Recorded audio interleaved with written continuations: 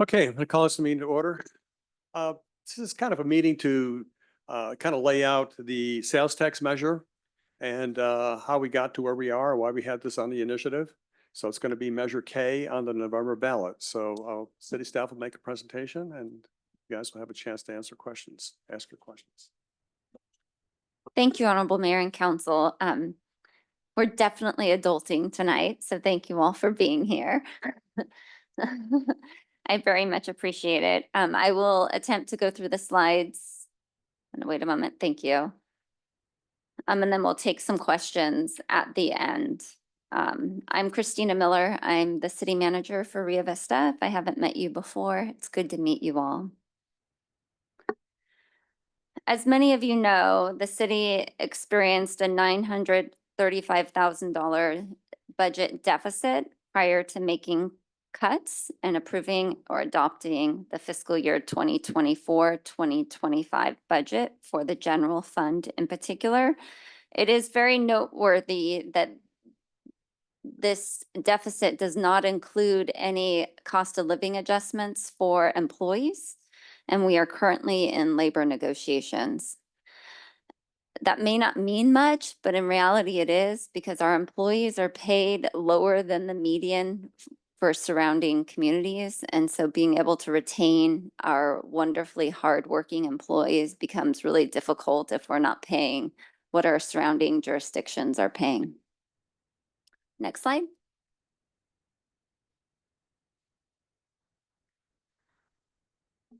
So recognizing our budget deficit, the city council had some tough decisions to make, and they ultimately decided to not fund the following positions this fiscal year. These positions include the fire battalion chief, recreation supervisor, the public works administrative assistant part-time position, a human resources analyst, deputy city clerk part-time position. And then there was also cuts to operations and maintenance within the fire department. These cuts still resulted in an operating deficit of $496,000. And just as a reminder, this does not include any cost of living adjustments for the employees. Next slide. I think it's important to understand why the city needs a sales tax measure. And in looking at our general fund revenues, and so those are the funds that come in to support streets, roads, parks, community events, police and fire services, what we consider our general fund services. Those revenues have only increased 3.4% since 2021, while inflation in the same time period has increased 12.8%. And so there's a widening gap that we're experiencing right now in terms of the money coming in versus the costs of providing services. And then also our cannabis revenue is declining. I think a few years ago, there was a lot of hope that cannabis revenue would be a bit of a saving grace to the city. In fact, as I understand, 3 engineers were hired as a result of that additional revenue. And unfortunately, it's just not coming in as we would have liked. Next slide. So this slide's a little bit difficult to read. The basics of it we wanted to show is in blue, it shows general fund revenue. And so you can see that overall, it's pretty stagnant. It's about since 2020, fiscal year end 2021, there's about a 3.4% increase in revenue to the city. Meanwhile, if you look at the cost of salaries in orange, they're not pacing with revenue generation. And you would hope that they would. Next slide. We also struggle maintaining the same level of services that our counterpart cities do in Solano County because our median home price values are less than surrounding cities. So our median home price is $461,900, And at the opposite end, Benicia's median home price is $764,000.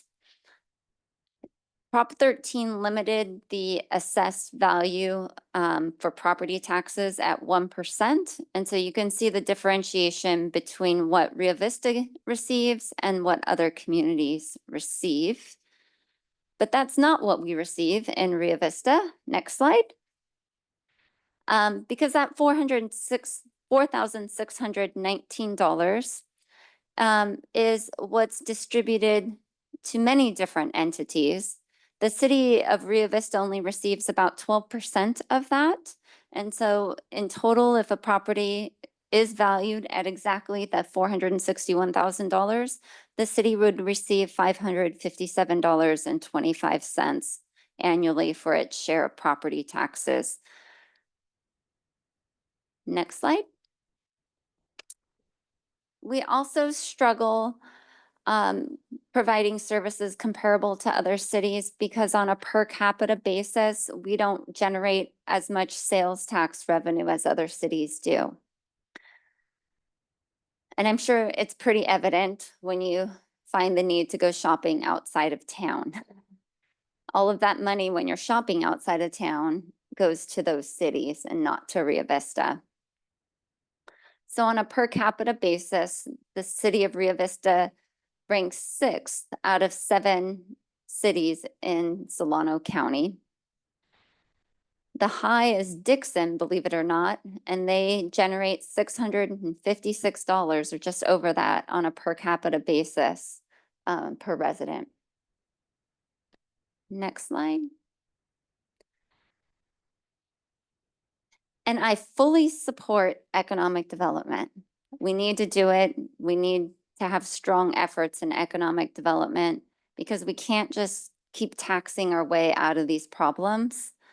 The problem is we're not going to be able to solve this problem overnight. The average restaurant generates in Rio Vista between $8,000 and $20,000 in sales tax revenue for the city, and the average gas station generates between $50,000 and $75,000.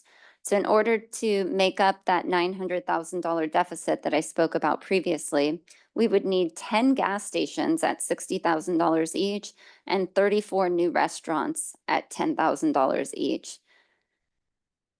And I just show that to say that I'm not superwoman and that's not going to happen overnight, but that's not to say that we don't need economic development. We certainly do. Next slide.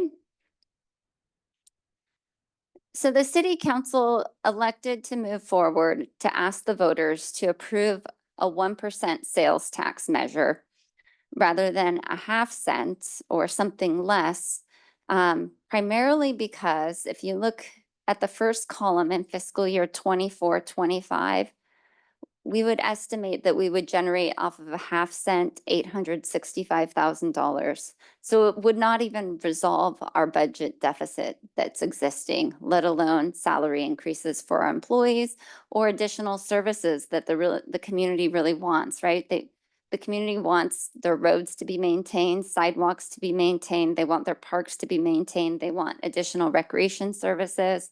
I could go on, but the reality is if we only ask for $865,000 in additional revenue to the city, we're still going to be making cuts, and selling that to the public is really, really difficult.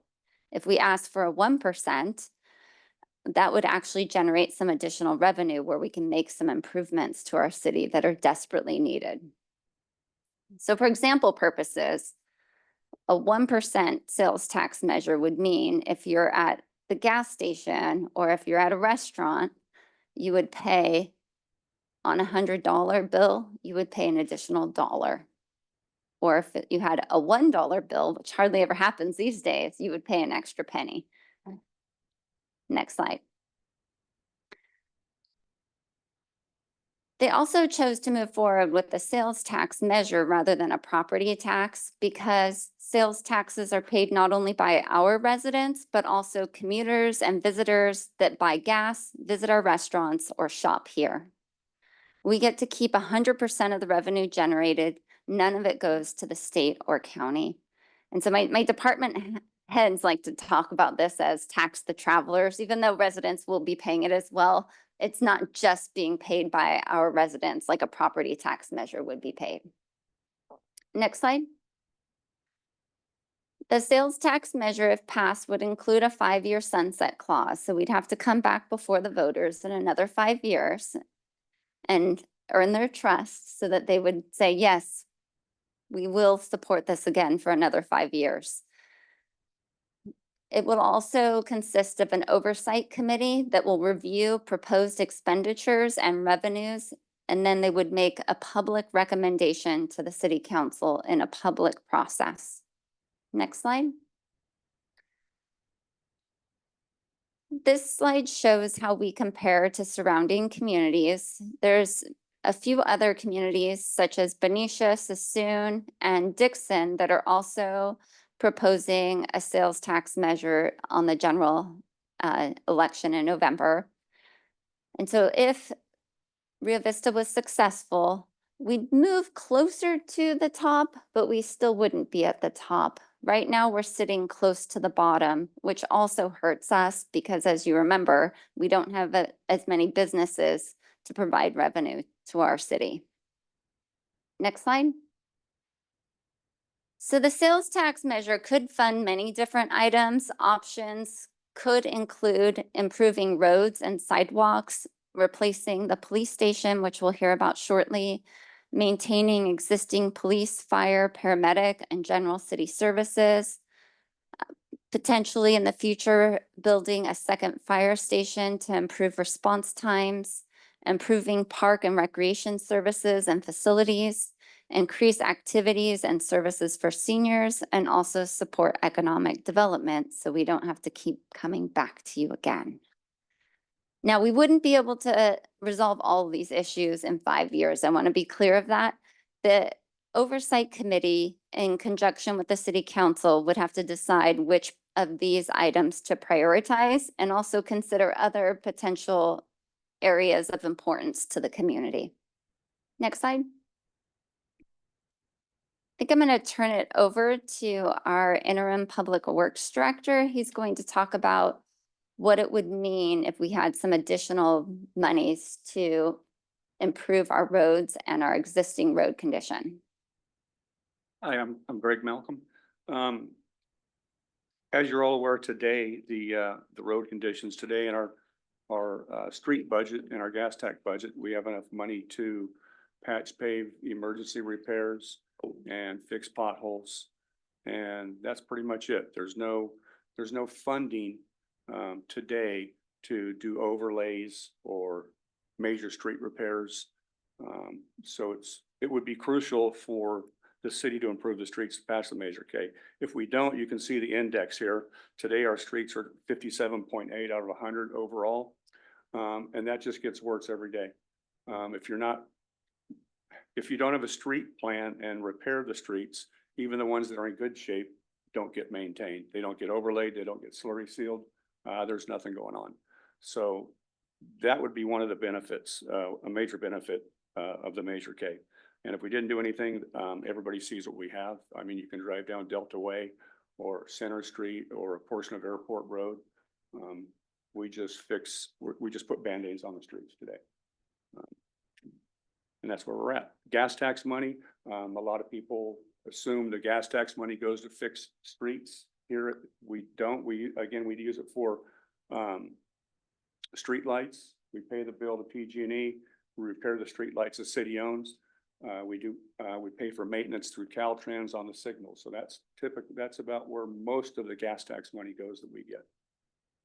So it's an uphill battle to do any type of street work in town today. Next slide.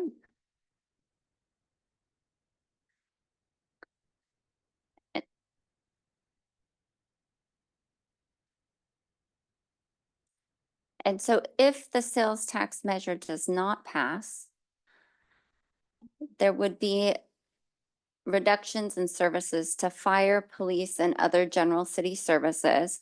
We don't know exactly how those cuts would be made yet. Ultimately, it would be a difficult council decision. There would be reductions potentially to police staffing, which we'll go over more in detail.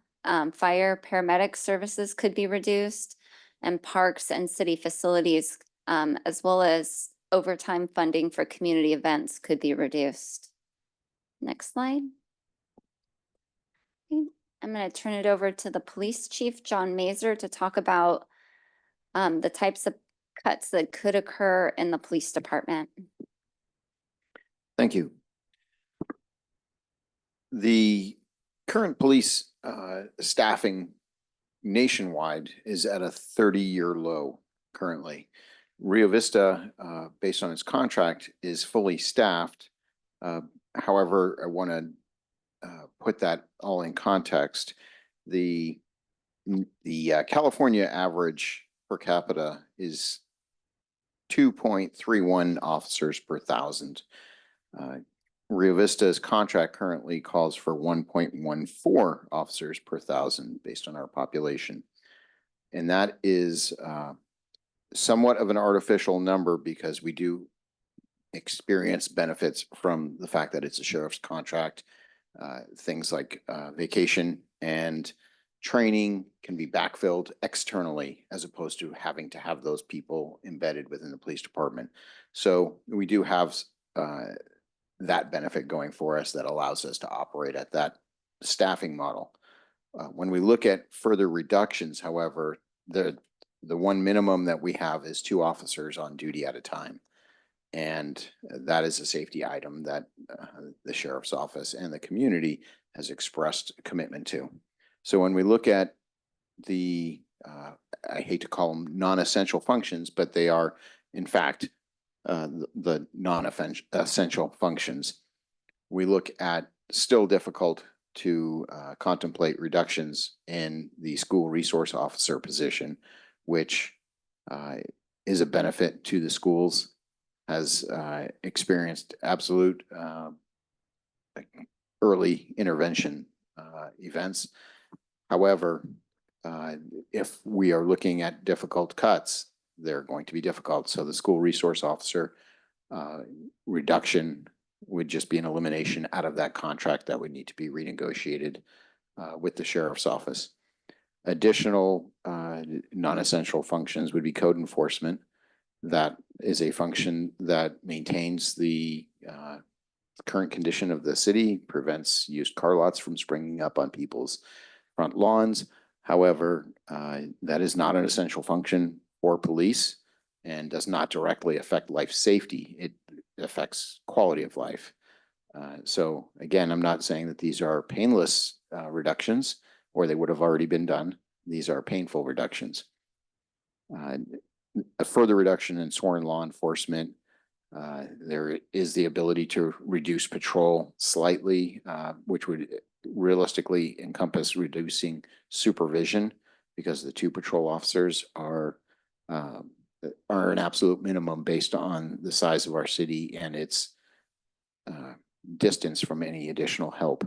So that would be the absolute bare bones minimum for safety purposes. But we do have the ability to reduce supervision somewhat in there. So that is the staffing reductions the police department could experience. Thank you. Next slide.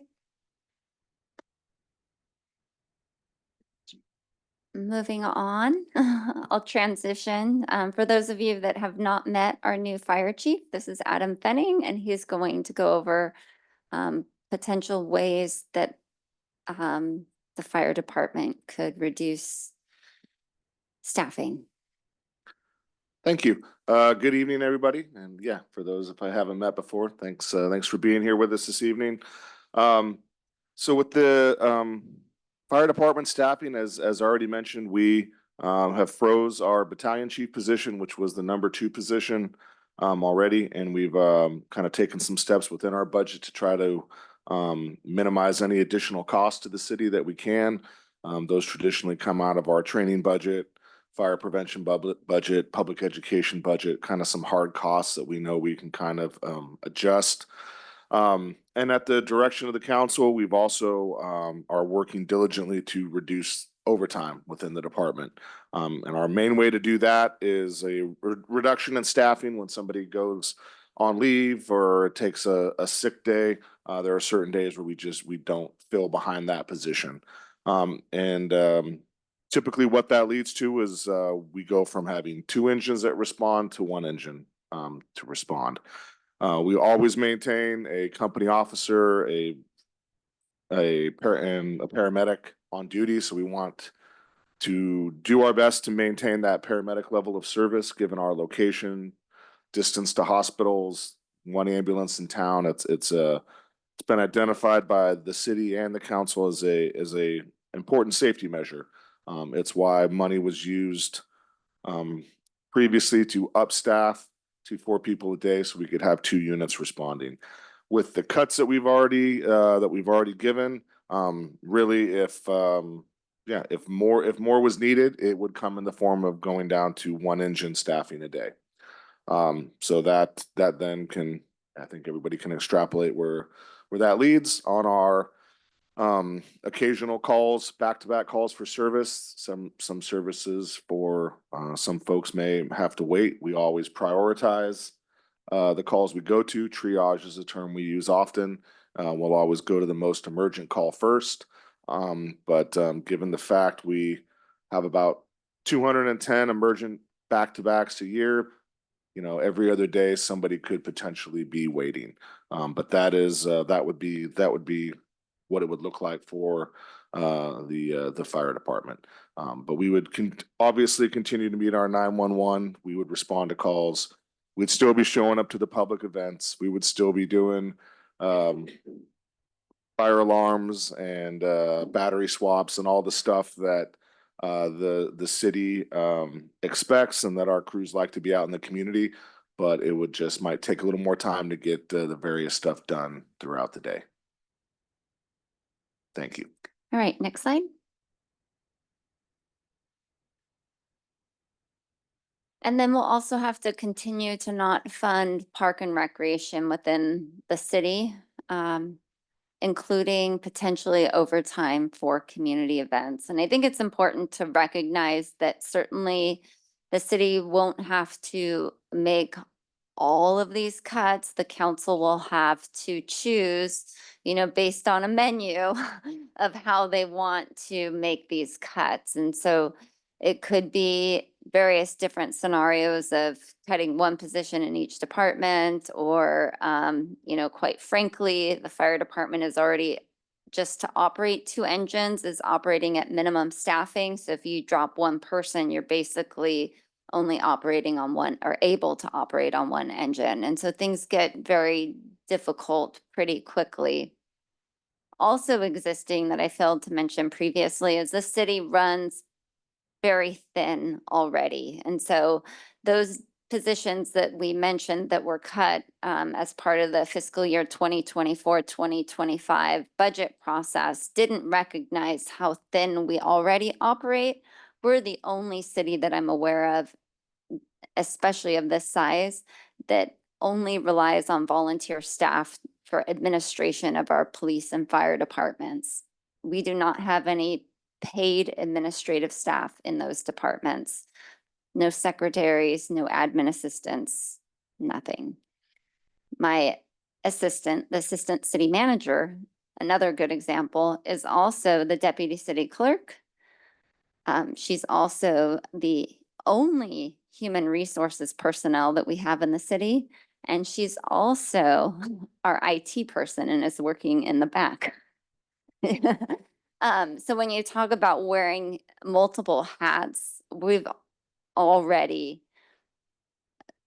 consolidated as much as we can with the city. It's already causing services to decline, and doing any more would be very difficult for the city. Next slide. So that's it for tonight. We're happy to answer any questions. We do have on the city's website, if you go to the city's homepage and scroll down just a tad, there's a square that says Measure K sales tax measure. that provides a lot more information as well if you're interested.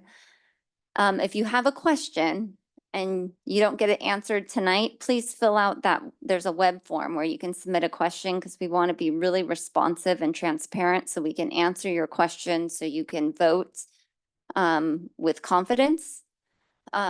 Please submit that web form question and we'll be happy to answer the question. And I'll open it up to any questions.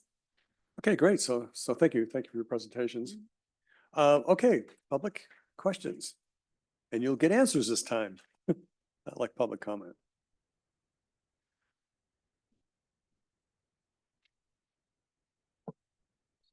Chris Armbrust, California Street. So good to see that we're talking about this and trying to get things balanced. But I'm concerned because this doesn't look like it's a solve everything. And I just wanted to, on this cost of salaries is outpacing general fund revenue. I noticed that basically in the last 2 years, we've had it, if I'm reading this chart correctly, there's about $1.5 million increase in cost. So when I look at what the sales tax is going to generate, you know, it's like, oh, cool, you know, 1.7 or whatever. But over a couple, 3 years, if we continue at this pace, we've eaten all of that up in salary increases. And so my question is this just a spike? How do we slow that down? Or you know, or is that in control? And you know, and I realize we've got to pay people competitively, but Sure. we've got to be able to afford it. Okay, yeah. So let me answer your question. Sure. So the orange line is actually tracking the percentages column, not Okay. the dollar value. Okay, good. So that answers your first question. Yeah. That's an important point. And so what's happened in public safety in particular that's driven salaries up is, you know, prior to about 5-10 years ago, without getting into a lot of politics, being a police officer was a well-respected position. Things have changed a bit. And so folks that may have ordinarily been interested in going into law enforcement are choosing other fields. And then there's also other fields where you can stay home and work and don't have to leave your house. You can work from your computer and make a similar amount of money. So it's less enticing to be a public servant these days, which anytime that happens, you have, you know, basically a supply and demand issue, right? And so when supply is short, prices go up. And so that's why you're seeing, and you'll see billboards, lateral hiring bonuses, just to try to get police officers, because there's such a demand for police officers right now. So that's also impacting what we have to pay for salaries to retain our employees. Hopefully, the COVID impacts are settling out and we won't experience those, but there was also, you know, large demand because of COVID as well. Okay. And then just to follow on that, just to try to put it in perspective, is what percentage of the general fund expenses are salaries? About 70%. It is about 70%. Okay. Yeah. And that's including, to make sure I'm being very transparent, that's including the sheriff's contract for police services. Okay. And the reason why we're including that is because if we didn't have that contract, we would still have a police department that we would have to pay. Okay. So that's, okay.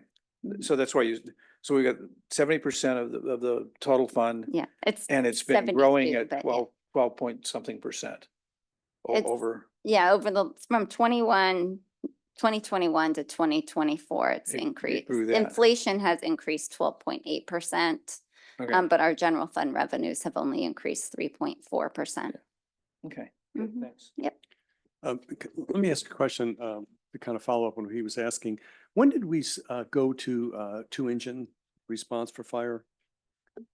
We went to 'Cause I'm two kinda engine response when the cannabis businesses were approved. Okay, so it was like 21, 20, Yes, in that Okay. time frame. right? And 'Cause the I'm concept kinda was, thinking that's might be part of it too. yes, yeah, so that's impacting the cost of salaries as well. And there was, we have an elderly population here within the city. And we don't have any medical facilities. And we are quite a distance from a local hospital, so there is quite a demand for very trained paramedic response so that we can save lives in our community. Christina, do you think that the new urgent care will help a little bit with that? I do think it will. So one of the data points we receive is the number of calls and whether they're transported or not. And it does appear that some folks are using the 911 system because there's not a close medical office for, non-emergency services. So they're being treated and they're not being transported. Hard to know if they're refusing transportation too. That could also be playing into it, but it does seem that we would see a decrease in call volume with a new medical clinic. Especially being across from the fire department. You would hope so. Yeah, okay. Anybody else wishing to ask questions? So it's clear to everybody, right? Everybody knows what's going on. How about anybody online?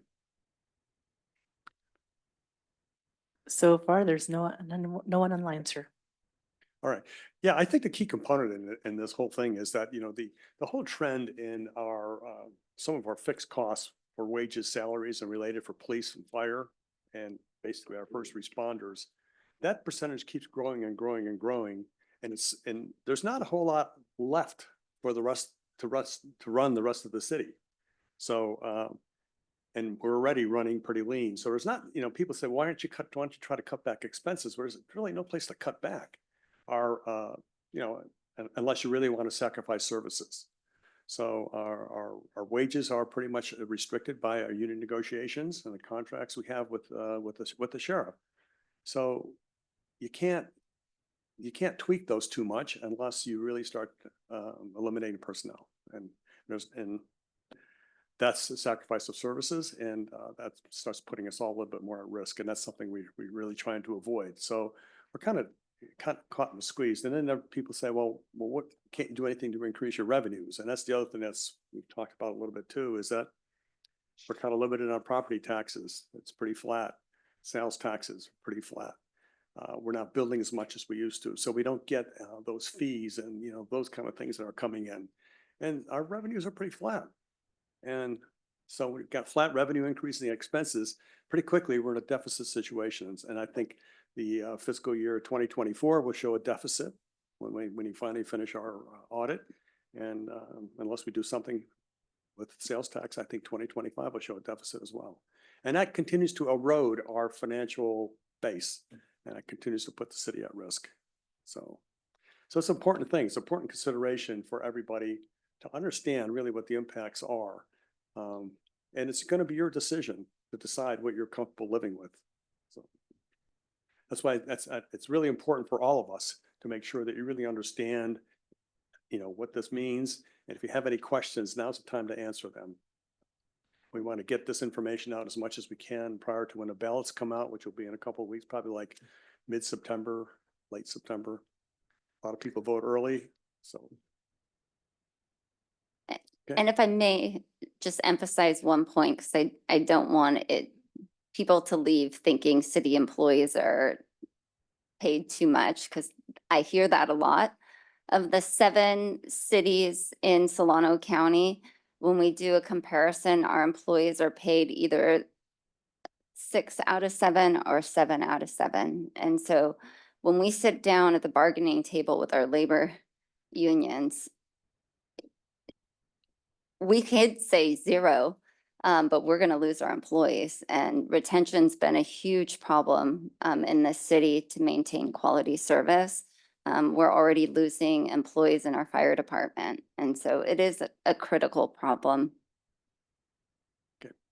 So over the next couple of weeks, you're going to be seeing a lot of stuff coming out on this issue because it's our intention to make sure that this whole community is as informed as it can be. So we have open lines. So whenever you have a question, you just call, get a question. Yeah, come on up.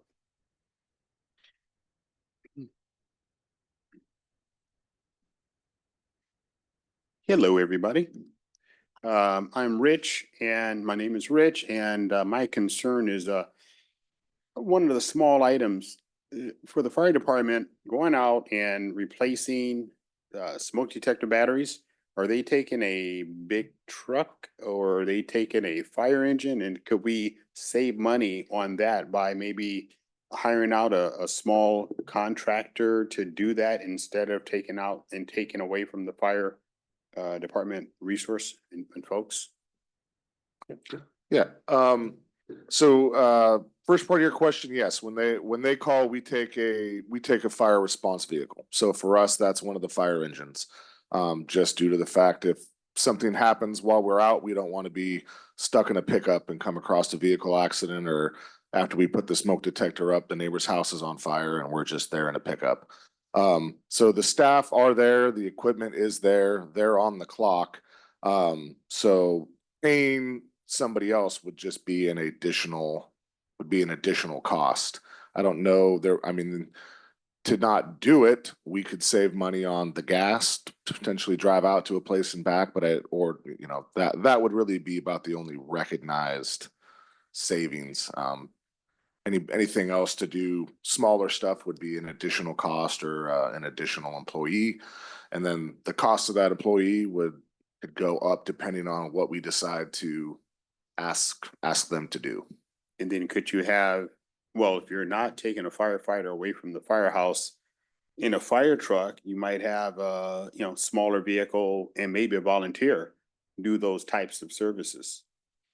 So, Yeah, I mean, we can potentially look at that, but even with a volunteer, I have a few that volunteer in the office, answer phones, help with billing, do stuff like that. As soon as we're putting somebody in a vehicle, especially like a fire department vehicle, at that point we kind of have to start looking at workers' comp, insurance, having to cover them there. Then they're out in a city vehicle, and if they come across other incidents. But we can look to expand our volunteer pool to see if people are willing to potentially help with that, and try to figure out a mechanism for that to happen to see if it can help out. But I don't know if it would recognize a cost savings because a new person costs more, a vehicle is still burning fuel. So I don't know if we'd recognize the cost savings, but we could keep the engines kind of committed. At the same time, it's not unheard of that they're out and about for something and then something else happens and it ends up kind of being right around the corner, which we've, come across as well. But we can definitely look into that a lot more and see if that's something feasible. okay, well, we appreciate what you do and Yeah. thank you. Thank you, sir. Anybody else have any questions? Oh, we have one hand. Go. Yeah, Roxanne, go ahead. We have an online question. Is this open forum? Yeah. Yes, but Roxanne, we would you have kindly an unmute, online please? coming in. As soon as she's finished, she'll come up next. Okay. Oh, hi. This is Roxanne Stiles. Donna and I live in Core by the high school. I was just wondering, I remember at a meeting, Ms. Miller mentioned something about putting up, FAQs as they come in so that the rest of us can, read what the questions were so everything could be transparent. And is that something that you plan on doing? Yes, I believe that's being actively compiled. We haven't received that many questions yet, maybe 3. But Well- yes, it will be online. Okay, well, even the questions that are asked at the podium tonight and even online would be nice to have those answers in that area. Just as people are trickling in trying to read the website, I think that would be real beneficial. Thank you. Sure, thank you for the suggestion. Yep. Good afternoon or evening. My name is Arthur Fox. I live on Riviera Drive. I've lived in Rio Vista now for about 17 years. I think I've gone to a vast majority of the August nights and Bass festivals and love those events. One was coming up a couple weeks ago. We have an 81-year-old cousin from LA who comes up 2 or 3 times a year and, hey, we're planning this visit. She liked the festival, been there before. She comes up. We're enjoying it a lot. We walked through the cars, which is always one of the better ones. Walking up the street, we have our 65-pound golden doodle Lucy with us. An incredibly nice dog. Walt knows the dog. Kids are loving petting her. We brought her to many other festivals and that sort of thing. Bump into Chief Mazer, who in very polite terms, very nice, says, listen, dogs are not allowed at these festivals. I said, are you kidding me? I've seen like a dozen other dogs walking by. And he says, no, there's an ordinance about it. I said, how come it's never been enforced? I don't, he think he told me he got a complaint or something. But in any event, he made it very clear and very friendly and nice about it. You got to leave with your dog, take the most direct line back to your car, and you have to leave. First time ever that's happened. And I know now that I had a meeting afterwards, a couple of days later with Chief Mazer. And I know that you're in the process of hopefully rewriting that ordinance and maybe just restricting them to where the food area is. But my suggestion, number one is, I think there should be a directive to the police that you cannot begin enforcing an ordinance without notifying the public when that ordinance has not been enforced literally in decades. Okay, I really think that notify people. Like for instance, for airport day coming up, cars and whatever. It's very clear on the bottom of the advertising, dogs not allowed. I'm going to go to that and I won't bring Lucy and I can work around that.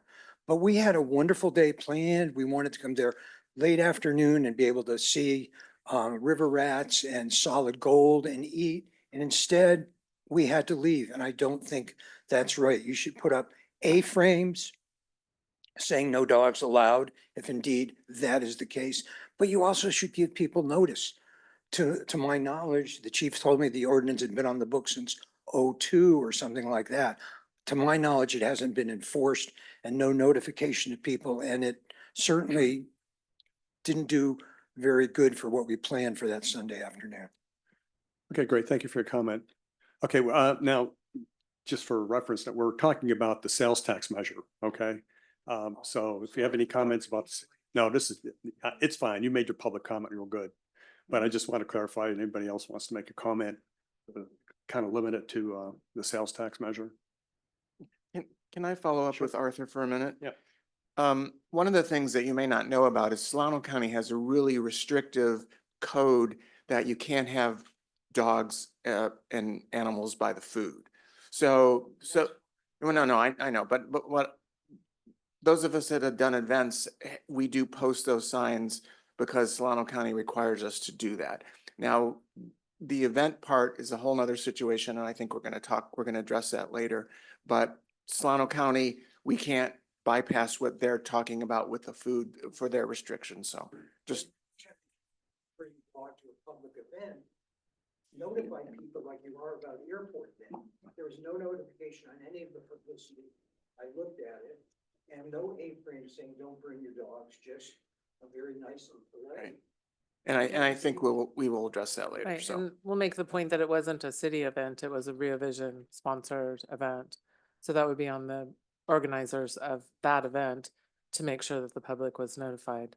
I was a volunteer with the Bass Derby, and my job was to, get those volunteers in place to tell people that they couldn't bring their dogs. And they couldn't also move around with their alcohol at that time. And I will tell you that the people who were most belligerent were the dog owners, not the drunks. So, Well, I just think it would be nice to inform people beforehand that no dogs are allowed. So that we don't go through situations like I did. Just, that's not appropriate, I don't think. Okay, great. I don't want to take away time from our sales tax, so let's cut that off. So anything else on sales tax measure? Any other questions? Mayor that Cott, I I can have answer? or like to address something real fast that we didn't talk about, because I do get this question a lot of folks are, especially if you've been here for a while, and I don't want to over confuse or over complicate this, but people that have been here a while are used to us every few years coming back for Measure O. And we're saying this is the public safety measure. We need this sales tax increase. Now we're coming back saying Measure O is still on the books. We're coming back later. Measure K, again, we're going to have to make cuts. So I just wanted to talk about that to address that. I think I can't speak for future councils, but I think our future goal is to combine the two so we're not coming back. Of course, that would have to pass council, but I at least wanted to get maybe your perspective on that as well. That's true. We still need Measure O. So I hate to break it to the people, but I'd rather be honest from the get-go is that if Measure K passes and then Measure O doesn't, we'll be in a lot of hurt still. So we need both and we need economic development. But we still need to maintain Rio Vista's charm and culture. So I want to make sure that that comes across that. Okay. Anybody else? Any other comments? Nothing more in line? All finished? None online, sir. Okay, well, thank you all for coming and thank you for your questions and participating. And as you have questions going forward, like I said, there's going to be several of these town hall meetings throughout the city. So keep your ears out and go to one. Okay. Thank you all for coming. Bye-bye. We'll be Thank starting you. city council meeting at 6. You don't get donuts or anything?